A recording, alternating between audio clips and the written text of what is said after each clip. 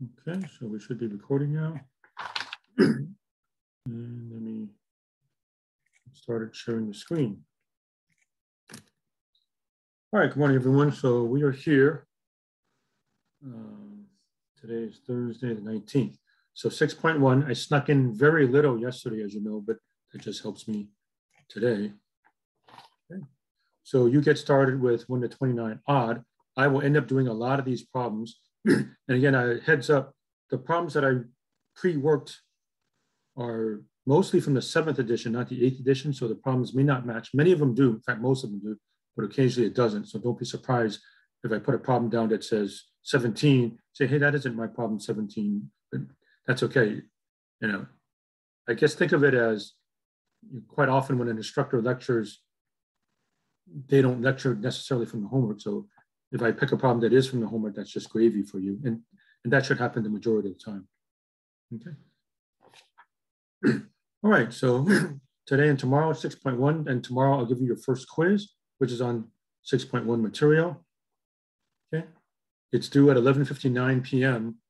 on Friday night, tomorrow night. So it really shouldn't be thought of as a quiz. It's more like assignment, but quiz is a little bit shorter. On my grade book, I just put QUIZ, which is shorter than ASSINGMENT, right? It's open everything, open book, open note, open discussion. You can talk about it. You can look it up on the internet, check the computer. Who could ask for anything more, right? So it's a quiz only in quotes. It really should be more like assignment, okay? And you don't have the pressure of finishing it by 9 o'clock. You have the whole day pretty much to finish the quiz. Okay, good deal. All right, so let's get started. Okay, so I showed you already this. Okay, and again, for those of you that don't have the book and aren't planning to get it, I will always show you all the key pages so you can look back on the video, what we have. Okay, so we're talking about area between curves. You've been given two curves, f of x, g of x, upper one, lower one, the area between the two curves. Okay, so we're not just talking about area bounded by the curve and the x-axis like you had at the end of Calc 1. We're given two curves. So the basic idea is integral from a to b of upper minus the lower. You have to determine what's the upper function, which is the lower function, dx. Okay? And by the way, you're welcome to put this on your formula sheet. Remember, for exams, you get to have one cheat sheet, one formula sheet, front and back, 8.5 by 11, standard size paper, front and back. Okay, and that would be for our first exam, Friday, September the 3rd. Okay. So how do you like that? I'm legally letting you cheat within reason. Well, you get to put anything you want on one sheet of paper, but that's it. You don't get to talk to anybody. You can't consult the internet or, you know, etc. So the limits of your quote unquote cheating is one sheet of paper, both sides, okay?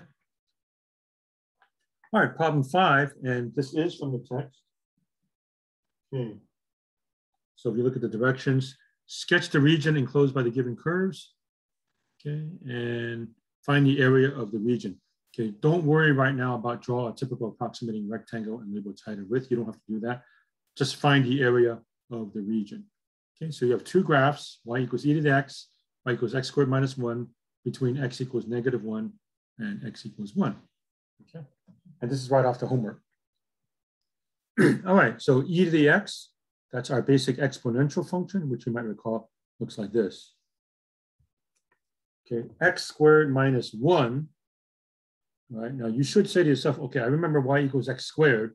You should all remember y equals x squared, your basic U shape. And then do you recall what happens with the -1? That just moves down 1 unit. Okay, so I have that one in red. And I'm going from -1 to 1. So roughly there's -1, there's 1. And if I want you to draw a graph for something like this, it's just approximate. You don't have to draw it very exactly. Right, so here we go. Here's the exponential, here's the parabola. So I'm going from here to here, and I want to go between -1 and 1. So in upper minus lower, the upper function looks like it's the exponential. The lower one is a parabola. So my area is the integral from -1 to 1 of upper minus the lower. And here's a tricky thing. When you do the lower, it has to be in parentheses. parentheses x squared minus 1. Otherwise, you won't get it right. It's subtracting the whole thing. And yes, that does become a double negative. All right, so I'm going to go e to the x minus x squared plus 1 in the next step. Okay. And by the way, someone says, do I have to take notes? Well, that's up to you. And you can always watch the video over and over and over. So it's a different dynamic than if we would meet face to face, right? So, oh, I got to make sure I hurry up and copy everything down that the teacher writes, right? Here, you don't have to because you can always watch the video. So if you want to take notes, great. If you just want to sit back and relax or whatever and watch the video again, you know, that's perfectly fine too. All right, integral of e to the x is itself, right? Minus x squared, power root, negative x cubed over 3, plus integral of 1 is x. Remember, this is the integration or anti-differentiation method. You can always double check by taking the derivative, right? In other words, if an antiderivative of this is this, then the derivative of this is this, right? So in Calc 1, say to myself, what's the derivative of this, right? Derivative of e to the x is the same thing. What's the derivative of this? 3 comes down, knocks out that 3, so the coefficient is 1. You get x squared, and derivative of x is 1. So it works. Okay, then standard notation, negative 1 to 1. It starts off on the left side with the funny looking s. It migrates to the right side for this. And by the way, I do grade you on writing correctly. Okay, so just because you got the correct final result doesn't necessarily mean I'm giving you full credit. You have to write mathematics the correct way also. Okay, and show me every step. Okay. And a good rule of thumb is whatever the teacher does, you do the same thing, right? So if you're wondering, how much work do I need to show on my homework, on the quiz, and on exams? Whatever we do in class, you do the same thing, right? So don't do a lot of shortcuts. Don't make up your own way of doing things. Do things like we did in class. All right, then I plug in 1, and I plug in negative 1. So e to the 1 is e minus 1/3 plus 1, minus e to negative 1, and then minus a minus 1/3 is plus 1/3 minus 1. Okay, so clean that up. I have e minus e to negative 1. And now I have 1 minus a minus 1, that's 2. And then negative 1/3 minus 1/3 is negative 2/3. Okay, and these two combine to be 4/3. So my final answer is e minus e to the negative 1 plus 4/3. Okay.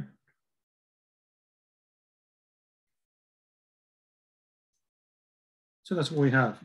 Question in the chat, why does the curve move to the right? I think if you're meaning, why do we write it from here to here? That's just a convention. Okay, we do it because that's the understood way of doing things. I suppose one thing is if I go from here to here, you know you're finished with the integration process. Okay, but the convention is it starts off on the left, and then if I intentionally move it to the right, then you're saying to yourself, okay, I know we're doing calculus, we're getting ready to plug in, we're no longer doing the integration process. Okay, but otherwise, yeah, it's just a convention. All right, so that was problem number 5.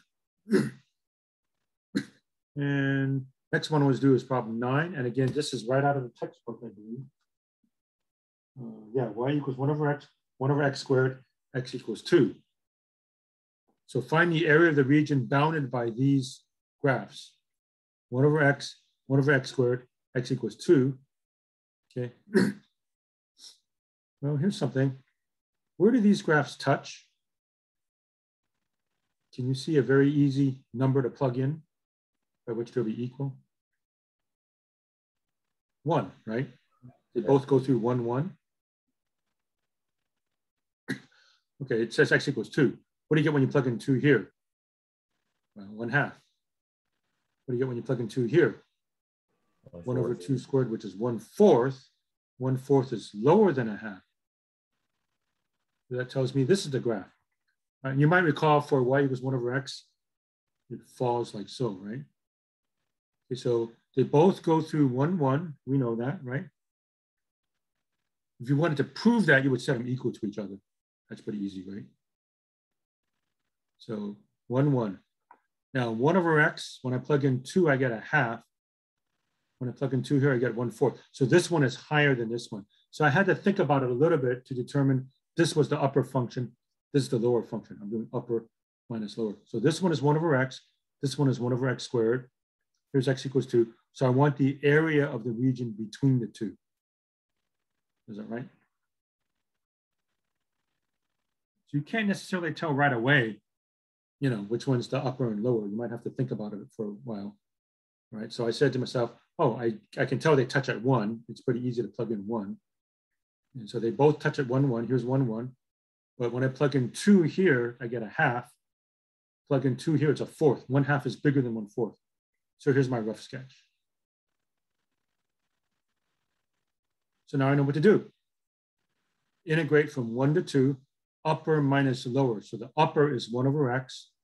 The lower is 1 over x squared, which in order to integrate, I change that to x at a negative 2. Then I can do the power root, right?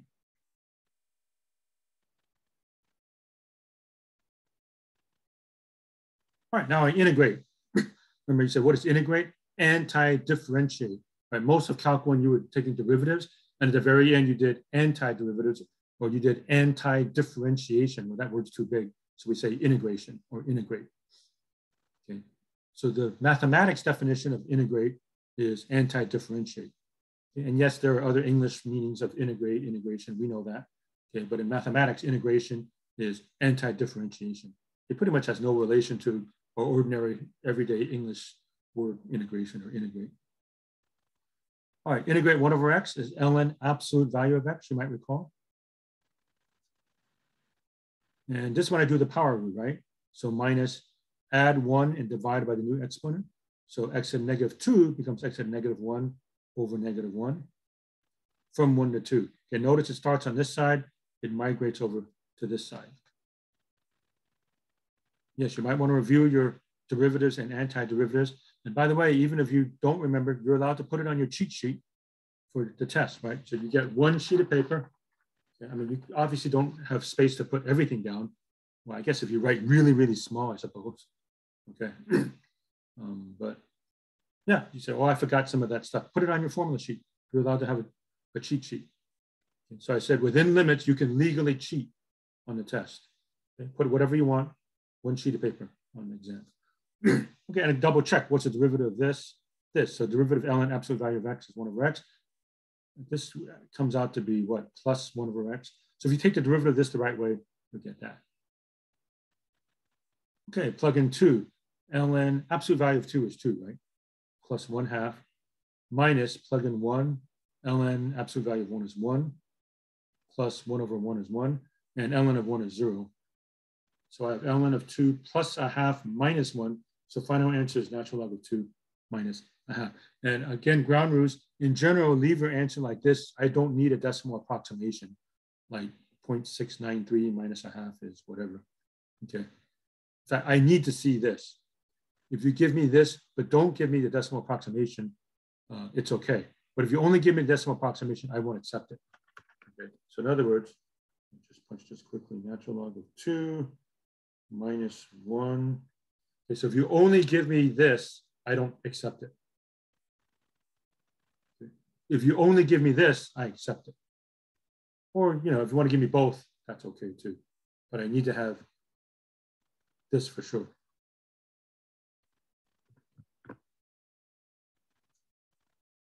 All right, there we go. Hold on. Yeah. I just one quick question. How did you go from the x to the negative 1 over negative 1 to get 1 over x? Yeah, so how did you go? Yeah, from here to here? Yeah. Yeah, sorry, I can barely hear you. It's probably not your fault. It's, I think you're asking from here to here. And by the way, yeah, in case I can't hear you, you can always put something in the chat. Yeah. But let's see, there's a double negative here, so that's a plus. And x at a minus 1 means 1 over x. Gotcha. Okay. Yeah. Okay. All right, now I'm going to go back to problem 3. And there is a good reason why I'm going out of order here. I need you to start getting used to the idea of x as a function of y. Okay. Now, all throughout your math history so far, you've always pretty much done y as a function of x, right? Y equals f of x. Y is a function of x, vertical line test and all that stuff. Okay. You can have x as a function of y. So look at number 3, x equals e to the y, x equals y squared minus 2. So this is not your usual y as a function of x. It's x as a function of y, which does not necessarily pass the vertical line test. Can you make a conjecture as to what test it would pass? It would pass the horizontal line test. Okay. So instead of y as a function of x, x is a function of y. And notice that this graph, x equals e to the y, which happens to be the same as a natural function, it does pass the horizontal line test. And this parabola, x equals y squared minus 2, it doesn't pass the vertical line test. It's not supposed to, but it does pass the horizontal line test. So it's just kind of messing with your brain, but it's really equivalent. Instead of y is a function of x, x goes from a to b. You just switch everything around. X is a function of y, and y goes from something to something. So here, y is going from -1 to 1. In fact, you can try to translate this problem into what you're quote unquote used to and aim it like that, right? If you look at problem 3, and you see the red one, say, oh yeah, that's my upper function, and the blue one is the lower function, right? So we have to kind of mix up our brains that way. Okay. So now, which would be considered the quote unquote upper function? This one or this one? Again, by equivalence, if you turn the graph 90 degrees to what you're used to, right? You can say, oh yeah, the red one is above and the parabola is below. So equivalently here, it's the graph that's further to the right, and the lower function is the graph that's further to the left, right? So we're still using this principle of upper minus lower, okay? But when you have x as a function of y, the upper one is the one that's further to the right, and the lower one is the one that's further to the left. So it's going to be this one further to the right minus this one. Okay, so it's going to be e to the y minus parentheses y squared minus 2. And I'm not integrating with respect to x. I'm integrating with respect to y. Y goes from blah, blah, blah to blah, blah, blah. So y is going to go from -1 to 1. Okay, so here we go. E to the y minus parentheses y squared minus 2. And y is going from -1 to 1. And there we go. Okay, other than that, everything's pretty much the same as before. Okay, so upper minus lower, further to the right, further to the left. Okay, so some of the problems are going to be in that frame of mind. Okay, so instead of y is a function of x, going like this, oh, passes vertical line test. Now, x is a function of y, so it's almost like you got to mess up your brain or think of turning the picture 90 degrees, right? And you say, oh, it doesn't pass the vertical line test necessarily. It still might, but it has to pass the horizontal line test. And then I have to think, instead of x going from 3 to 10 or whatever, y is going from 5 to 17 or whatever. Okay, so y is going from -1 to 1. Okay, so that's basically it. The integration is the same. Distribute, that becomes a minus is +2, right? And notice it's not dx, it's dy. I'm integrating with respect to y. All right, so we have some homework problems that are like that. Okay, so that should be pretty straightforward. Integral of e to the y is e to the y. -y squared, -y cubed over 3. Integral of 2 is 2y. How do I check my answer? Go this way and differentiate, right? Derivative of that is that, derivative of that is that, derivative of that is that. And again, notice the notation, the funny looking s and the 2 numbers are on the left side, and after you get over here, it moves over to the right side. Okay, plug in 1 in parentheses, plug in -1 in parentheses. So e to the 1 is e, minus 1 cubed is 1, so -1/3. 2 times 1 is 2. Minus parentheses, don't forget to put parentheses. Again, I need to see all of these steps. Okay, don't leave them out. Again, the best rule to follow is whatever we do in class, you do the same thing on everything you submit, every homework, every quiz, every exam. Okay, when in doubt, show more rather than less. And by the way, that way, in case you get something wrong, I can follow your logic and I can give you partial credit. I give partial credit. Okay, so if I look at what you did, say, oh, that's good, that's good. You just made a small arithmetic mistake. I might take off very few points. Okay, but if you don't show me any work and you get the wrong answer, what am I going to do, right? I don't know how you did it. I may be forced to just give you a 0. Okay. So in short, especially on exams, you could get more points with an incorrect answer, but you show me all your work, than if you got the correct final answer, but your work wasn't there or it didn't make any sense. Okay. So you can be assured when you do all the problems, you know how it is, sometimes you take a test, right? I've been there, I've taken lots of tests, as you no doubt know, and say, I wonder if I did this right and whatnot. But you know you got the process.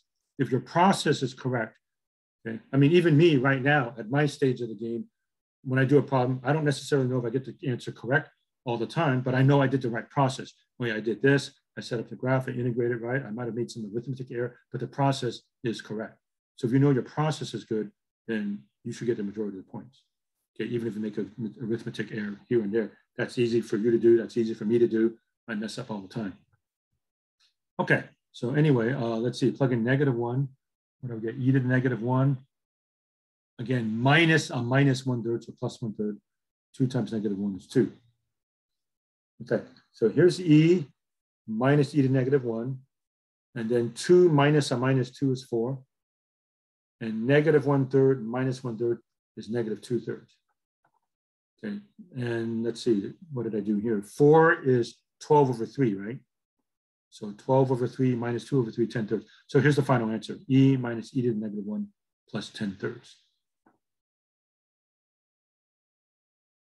Okay, and what does this answer represent? This funny thing, don't punch in your calculator, but roughly it's what, 2.7 minus 1 over 2.7 plus 3 1/3. That is this area in here. That's the area between the two curves. That's what we're giving you. Okay. All right, so I'm going to show you another of that type where x is a function of y. That would be 17. Okay, x equals 2y squared, x equals 4 plus y squared. And yeah, you kind of are used to this, right? Y is a function of x. Y is a function of x. Y equals blah, blah, blah with a bunch of x. Okay. Then you should know when you see x is a function of y, x equals blah, blah, blah with y, x equals blah, blah, blah for y. That's when you have to, your brain has to think of this kind of situation, right? X is a function of y. And that's what's happening with 17, which I'm about to show you now. Okay?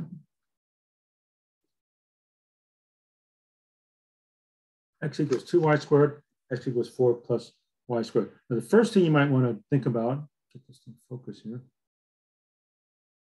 Now, they don't even tell me where to integrate from, right? It doesn't say go from -1 to 1 or go from 3 to 10 or whatever. So how do I figure that out? So first thing I'm going to do is figure out the graph. I need to know where they touch. Right? What's the process of finding out where two graphs touch? Set them equal to each other, right? So set that equal to that.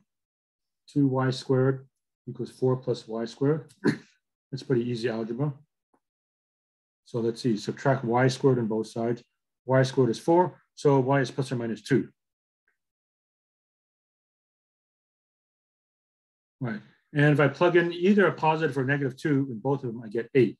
So I know they touch at 8, 2, and 8, -2. Okay, so the question mark, I originally put, where do they touch? Here they are, 8, 2, 8, -2. All right, I know they're both parabolic. They both look like parabolas. Okay. X equals 2y squared or y squared, whatever. Those are parabolas that open to the right. You don't even really need to know that too much. But at the beginning, all I know is, okay, the two graphs touch at 8, 2 and 8, -2. So how do I know which one is above the other? Well, maybe just pick a number between the two, between 2 and -2. So I said to myself, what's a real nice number between 2 and -2? 0, right? So what happens when I plug in 0? Plug in 0 here, I get 0. 0, 0. Plug in 0 here, I get 4. 4, 0. Okay, so that tells me this one is the upper function. It's further to the right. And that's all the graph you really need. Okay, so at first I found out from the start, okay, they don't tell me where they touch. Figure it out. Set them equal to each other. I solve, I got y as plus or minus 2. If I plug in either a plus or minus 2, notice you're going to square it in either case, right? So 2 squared is 4, negative 2 squared is 4. And when you plug it back in, you get 8 for both of them, right? So 8, 2 works for both of them, 8, negative 2. And I now know that this graph touches 4, 0. This one is 0, 0. Right, so this is the upper function. This is the lower function. So upper means further to the right. Lower means further to the left. And you might say they don't pass the vertical line test. They don't have to pass the vertical line test. They have to pass the horizontal line test. Okay? And again, to bring the point home even more, you just turn the picture 90 degrees, right? And you're more comfortable with this. Oh yeah, that looks like a function which would pass the vertical line test. This is the upper, this is the lower. So how does that translate to here? The upper is the further right one, and the lower is the further left one. And this would pass the horizontal line test. So now I'm ready to integrate. Upper, 4 plus y squared, minus the lower, 2y squared, dy. Okay, so that's going to become 4 minus y squared. And furthermore, I'll take advantage of a trick. Okay, we know that this graph is symmetric, right? I'm going to get just as much area here as here. So rather than integrating from -2 to 2, because I don't like to plug in negatives, can you guess what I'm going to integrate from? Sorry, I didn't get that. Could you restate the question? I'm just going to integrate from 0 to 2 and double it. Okay, so right here, okay, this becomes 4 minus y squared. And so where did that 2 come from? Rather than going from -2 to 2, that means I plug in -2. I don't like plugging in -2 if I don't have to. I don't like negatives. I'd rather plug in 0, because quite often when you plug in 0, you get 0, and double it. So I'm going to integrate from 0 to 2 and double my answer, 4 minus y squared. Now you can only do that when you have this symmetry. If you did not have that symmetry, then don't do it. So let's say this graph comes way out here, then don't play that same game. Because if you integrate from -2 to 2, you're not going to get the same thing as if you integrate from 0 to 2 and double it. But here, because of symmetry, I can do that. I like plugging in 0, because quite often you get 0. And that happens over here. All right, so let's see, plug in. So yeah, integrate 4y minus y cubed over 3 from 0 to 2. There's a 2 in front. And yeah, you can see when you plug in 0, you get 0, right? 4 times 0 is 0, 0 cubed is 0, divided by 3 is 0, 0 minus 0 is 0. So the only thing I really have to plug in is 2. 4 times 2 is 8, minus 8 over 3. So common denominator is 3. So 24 over 3 minus 8 over 3, 16 over 3 times 2. Final answer is 32 over 3. And there we go. Okay, so the area right here, area between these two curves is 32 over 3.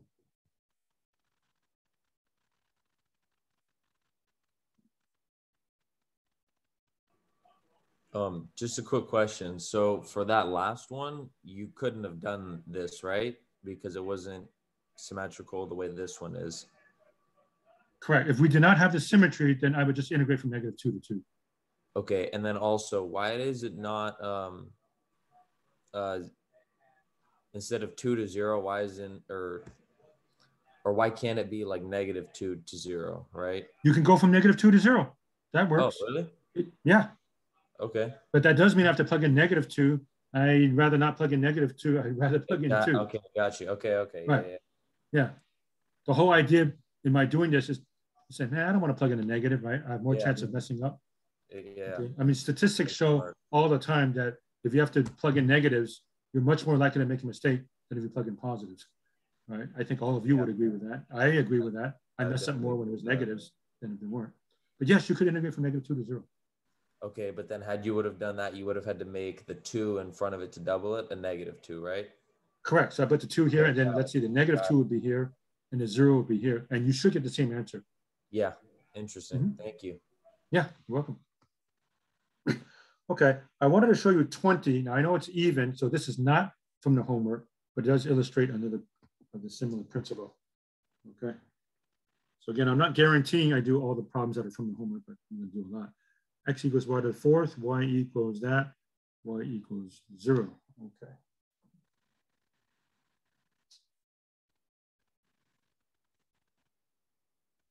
Okay, y equals 0 we know is the x-axis.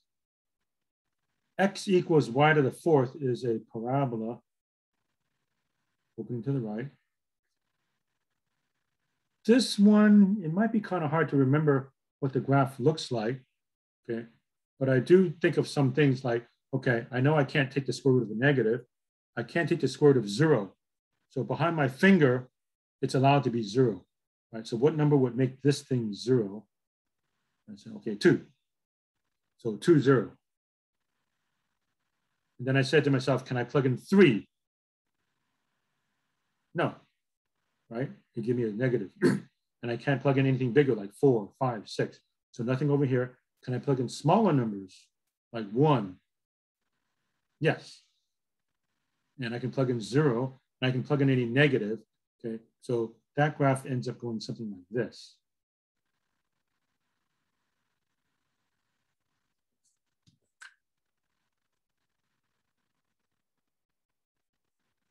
All right, so that's what I have. Okay. And then I say, where do they touch?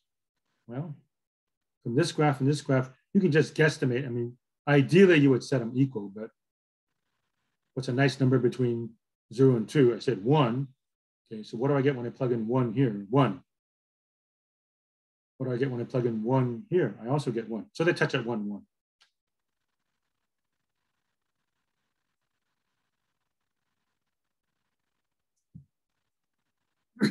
Okay, so the thing that's special about this one is if I'm going to integrate x as a function of y, I have to solve this one for x.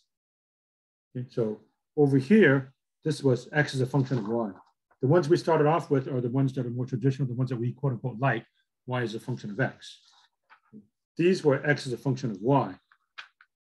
Now this is already, get the focus here. This is x as a function of y. In order for me to integrate with respect to y, I need to solve this for x. So a little bit of algebra. I don't like the square root. How do I get rid of square roots? Square. So y equals square root of 2 minus x. Square both sides. Y squared equals 2 minus x. Okay. Add x on this side, subtract y squared.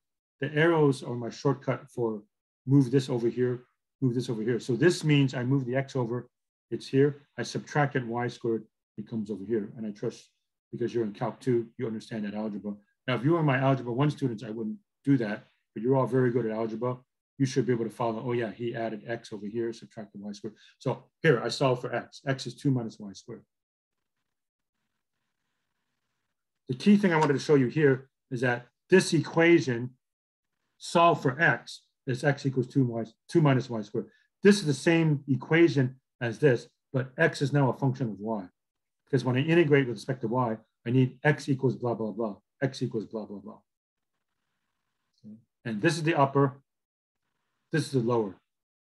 Further right, further left. So when I integrate, and it looks like it's from 0 to 1, 2 minus y squared is the upper, because it's further to the right, minus y to the 4th, which is the one that's further to the right, further to the left. Okay, and then I distribute, that's pretty straightforward. You just take off the parentheses. 2 minus y squared minus y to the 4th. Okay, so let's see, I go up. That's going to be 2y. I have to go up the paper, but I'll talk about it quickly. That's 2y, right? Minus power root, minus y cubed over 3, minus y to the 5th over 5. So here we go. from 0 to 1. I like plugging in 0. Can you see what happens when you plug in 0? 0, right? 2 times 0 is 0. 0 cubed divided by 3 is 0. Minus 0 to the fifth 0. 0 minus 0 is 0, right? Okay. And the next easiest number to plug in mathematics is 1. 2 times 1 is 2. Minus 1/3 minus 1/5. A little bit of arithmetic. Common denominator is 15. So 30 over 15 minus 5 minus 3. Final answer is 22 over 15. Okay, and ignore that, we're not doing that. Okay. All right, what time is it? 8:46. Okay, I'm almost done for today. Okay. The last few, well, there's actually only a couple more problems I was going to show you, but they're much harder.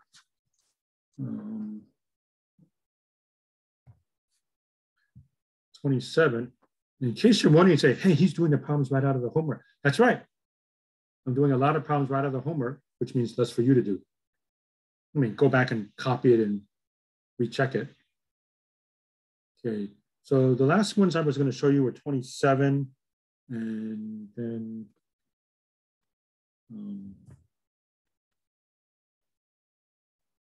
let's see. I actually want to show you 33.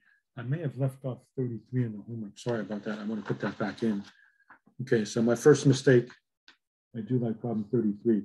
So sorry about that. Put in problem 33 for the homework. But I'm going to end up doing it anyway. Okay.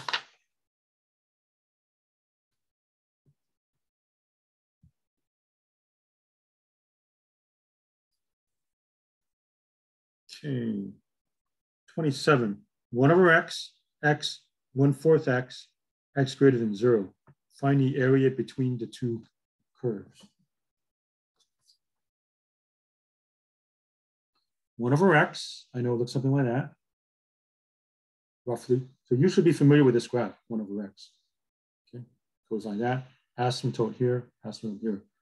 Y equals x. You should say, oh yeah, slope is 1, goes to the origin. 1/4 x, slope is 1/4, goes to the origin. So y equals x, 1/4 x, 1 over x. And x is greater than 0 means you're over here. Okay, so I have to find this area here. So I need to know where this point A is and where point B is. In order to do that, I set equations equal to each other. So point A, well, that's where y equals x touches 1 over x. So I call it point A. That means x is equal to 1 over x. Okay, multiply both sides by x. Or you can say cross multiply. X squared equals 1. Square root property says x is plus or minus 1. They told us x is greater than 0, so ignore the negative. So x is 1. 1, 1. Plug in 1. Double check. 1, 1, yes. 1, 1, yes. And now point B. That's the intersection of 1/4 x and 1 over x. So I have to set 1/4 x equal to 1 over x. Okay, right here, point B. 1/4 x equals 1 over x. I don't like the fraction, so I multiply both sides by 4x, common denominator. So multiply this by 4x, knocks out that 4. Multiply this by 4x, knocks out the x. So here the 4's cancel out. I get x squared. Here I get the x canceled out. X squared is 4. Square root property, x is plus or minus 2. Ignore the negative again because x is greater than 0. So here x is 2. And plug in here or here, I get a half. Double check. Plug in 2. 1/4 times 2 is a half. Plug in 2 here, 2 comma half. Okay, so here's my picture. So I want to find this area. Upper minus lower. The tricky thing here is upper changes halfway through the problem. Now, I know I'm going to integrate from 0 to 2. This is the lower. That's fine. But look at the upper. See this? it changes halfway through the problem, right? So right here, the upper is the line, right? But then for the rest of the time, the upper is 1 over x. So I have to split this into 2 problems. Okay, so remember the principle is upper minus lower. The tricky thing here is the upper isn't the same all the way throughout. So between 0 and 1, the upper is x. The lower is 1/4 x. So this part right here. Between 0 and 1, the upper is y equals x. There's the x. Minus the lower, which is 1/4 x. And then after that, the upper switches to this thing, 1 over x. And the lower is still 1/4 x. So that's what we got over here. Okay, so that's a little bit tricky. Okay, so that's why you have to split into 2, because the upper function changes halfway through the problem. After that, it's pretty straightforward. I have to do 2 integrals. Let's see, x minus 1/4 x is 3/4 x, right? 1 minus 1/4, 3/4 x. Leave that alone. Okay, so 3/4 x squared over 2 from 0 to 1. And then this one, this is my natural log. And minus 1/4 x becomes minus 1/4 x squared over 2 from 1 to 2. Okay, this is our trying to integrate, that's 3 over 8. 3 over 4 times 2 is 3/8. Plug in 1, 1 squared is 1. Minus 0, you get 0. So this is 3/8. That's easy. This one's a little harder. See, plug in 2, and then absolute value of 2 is 2. Minus, okay, this gets a little tricky. Plug in 2, you get 4, right? That 4 cancels that 4, so I have minus 1/2. Minus, plug in 1. Absolute value of 1 is 1. Natural log of 1. Minus, plug in 1, that's a 1. Minus 1/8. All right, so now what happened here? 3/8 times 1 is 3/8 plus ln 2 minus 1/2 plus 1/8. Okay, what am I trying to say over here? These 3 cancel out. Or do they cancel out? Maybe I messed up here. Let's see, 3/8 minus 1/2 plus 1/8. I think I messed up, or did I? Oh no. Yeah, that's right. Minus 1/2, that's minus 4/8, right? 3/8 minus 4/8 plus 1/8. Yeah, that's 0. So final answer is just natural log of 2. So that does work. Okay. All right, folks, it's about 8:53-ish. I'm almost done with the section. I was just going to do one more problem, which was the problem 33. And I'll just show you. I know what happened. That used to be problem 29 in the other book, but I want you to know how to do something like 33. It's very similar to the one I just did. And tomorrow's quiz, you'll be doing stuff like this, find the area between 2 graphs. Okay, I'm finished. Anybody have any questions? Let me stop the share and see if anybody has any questions in the chat. Otherwise, we're done for the day. And I'll see you tomorrow. So I'll lecture tomorrow. I'll give you the quiz. Then the quiz is quiz in quotes. It's open everything. It isn't due until 11:59 p.m. Okay, and if you ever miss class or come late, you can always watch the video. Okay, any other questions? Otherwise, we're going to call it a day. Check the chat. Okay, I see nothing and hear nothing. All right, so we're done. Let's see, is everything pre-written? I'm not sure if you mean the quiz. I'll show you the quiz and then you can just go from there. Yeah. So yeah, you'll have access to the quiz. Do we just like print out the quiz and then just scan it, right? And then turn it in? Correct. So just do your work, just write it on paper, you know, Oh, okay. And then just get your cell phone and take a picture. And yeah, I don't do anything on Canvas. The only thing I do on Canvas is Canvas announcements. So just take a picture, or if you have a scanner, scan it to me. Then email me, HOMM@smccd.edu. It's address I gave you before, and I've emailed you in the past. How many questions are in the quiz? It depends. If it's hard, I just give one if it's quote unquote easy, 2 or 3. So it's never like 10. I would give 10 questions for an exam, but for a quiz, 1 or 2 or 3 questions typically. Okay. Is it okay to take the quiz on a tablet and then show me the tablet? Sure, that's fine. That would be okay. Any other questions, please? All right, seeing nothing, then have a good day. I'll have the video ready later afternoon at the latest, but maybe even this morning. Okay, have a good day, everybody. See you next time. Bye. All right, take care, Professor. Thanks. Thank you. Thank you, Bye, Professor. everybody.